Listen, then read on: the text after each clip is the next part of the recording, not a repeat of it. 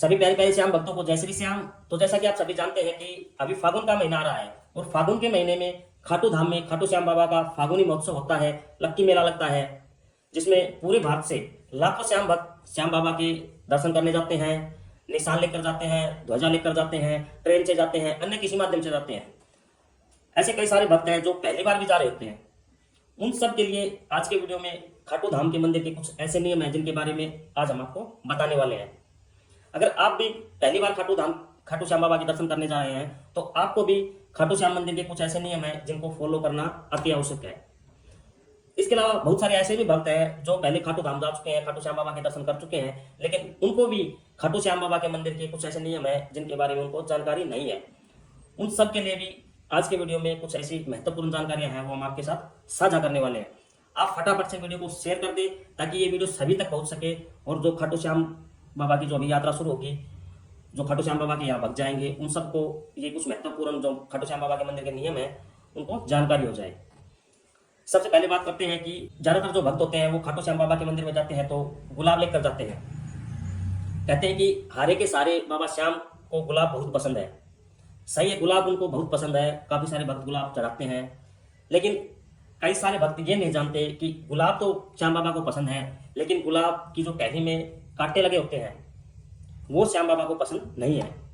तो जो भी भक्त श्याम बाबा की गुलाब का फूल चढ़ाए उससे पहले सुनिश्चित कर ले, अच्छी तरह देख ले कि उस टहनी में कहीं कोई कांटा ना हो, क्योंकि कांटेदार गुलाब श्याम बाबा को पसंद नहीं है। कांटेदार गुलाब श्याम बाबा के मंदिर में नहीं चढ़ानी चाहिए। इसके बाद बात करते हैं खाटू श्याम बाबा के मंदिर में बहुत सारे ऐसे भक्त होते हैं जो अपना कैमरा ऑन करके जाते हैं, फोटो खींचते हैं। तो उन सबको भी मैं बताना चाहता हूँ कि खाटू श्याम बाबा के मंदिर में कैमरे चलाना, फोटो खींचना इत्यादि सब उन पर पाबंदी है, मनाही है। तो ये बात ध्यान रखिए कि खाटू श्याम बाबा के आप जब भी दर्शन करने जाएं तो आपका ध्यान बाबा श्याम की भक्ति में होना चाहिए, बाबा श्याम में ध्यान होना चाहिए, ना कि कैमरे पर ध्यान होना चाहिए। क्योंकि कैमरा तो आप थोड़ी देर बाद भी चला सकते हैं और कैमरे से दिखावा होता है, ना कि भक्ति। ये मेरा मानना है कि कैमरे से भक्ति नहीं होती, कैमरे से सिर्फ दिखावा होता है। अगर आप खाटू श्याम बाबा के दर्शन डाउनलोड करना चाहते हैं तो उनके जो ऑफिशियल पेज हैं, ऑफिशियल उनकी साइट्स हैं, उनसे आप डाउनलोड कर सकते हैं, लेकिन वहां जाएं तो बाबा श्याम की भक्ति में आपका ध्यान होना चाहिए। अपने कैमरे, फोन वगैरह को आप बंद रखें या रूम पे छोड़ के आए। इसके बाद बात करते हैं कि बहुत सारे भक्त खाटू श्याम बाबा को दूध का दान करते हैं, दूध चढ़ाते हैं, ऐसे बोतल में भी डाल के ले आते हैं। उन सब के लिए भी जो मंदिर के नियम है उनके अनुसार अगर आप दूध वहां चढ़ाते हैं या दूध का दान करना है तो आप उनके जो मंदिर के पुजारी हैं उनसे आप मिलें, वो आपको बताएंगे कि दूध का दान कैसे होगा। दूध का सही दान का जो मायना होता है वो कहते हैं कि जब खाटू श्याम बाबा का जो प्रसाद वितरित किया जाता है और वो जो तैयार होता है प्रसाद, उस समय जो दूध दान में आता है उस समय दूध उसमें डाल दिया जाता है प्रसादी में। उसके बाद वो प्रसादी भक्तों में वितरित की जाती है। ये है दूध चढ़ाने का सही नियम। यानी अगर आप दूध चढ़ाना चाहते हैं तो ऐसे सीधे ना चढ़ाएं, वहां के पुजारियों से मिले और वो पुजारी आपको बताए कि दूध का दान कैसे करना है। इसके अलावा बहुत सारे भक्त होते हैं कि अपनी पर्सनैलिटी को लेकर वो वीआईपी दर्शन करते हैं। मैं उन सबसे भी कहना चाहता हूं कि मंदिर के नियम के अनुसार आप मंदिर में भेदभाव जैसी कोई बात ना होने दे, सभी भक्तों के समान। कि भगवान की भक्ति में भी अपनी पर्सनैलिटी, अपना दिखावा करना, पैसे का दिखावा करना, ये सही नहीं है। तो जितने भी भक्त हैं वो भेदभाव से हटकर समानता की ओर बढ़ते हुए जो दर्शन करने की प्रक्रिया है उसमें अपनी कोई पर्सनैलिटी ना दिखाते हुए सबके बराबर लाइन में लगकर जैसे सभी भक्त दर्शन करते हैं वैसे ही दर्शन करें। क्योंकि श्याम बाबा कहते हैं कि कलयुग के अवतार ये हैं और श्याम बाबा ने कृष्ण भगवान को एक वचन पर अपना शीश का दान कर दिया था। वो आपके पैसे को नहीं, आपकी भक्ति को देखते हैं, आपके भाव को देखते हैं। तो जितने भी भाई वीआईपी दर्शन करते हैं उन सबसे रिक्वेस्ट है कि इस प्रथा से थोड़ा हटकर समानता के जो और बढ़े, और मंदिर हो चाहे भंडारा हो। कई भाई मैंने देखा कि भंडारे लगते हैं तो वहां अपने नाम का, अपनी पहचान का दुरुपयोग करके प्रसादी को जल्दी ले लेते हैं कि भाई बोल दे मैं लेने आया हूँ, फला फला हूँ मैं, आपको प्रसाद डाल के दे देंगे, जल्दी डाल देंगे। उन सबसे भी मैं कहना चाहता हूँ कि देखो, भगवान की भक्ति और भंडारे का प्रसाद, अरे कुछ जगह तो छोड़ दी जाए।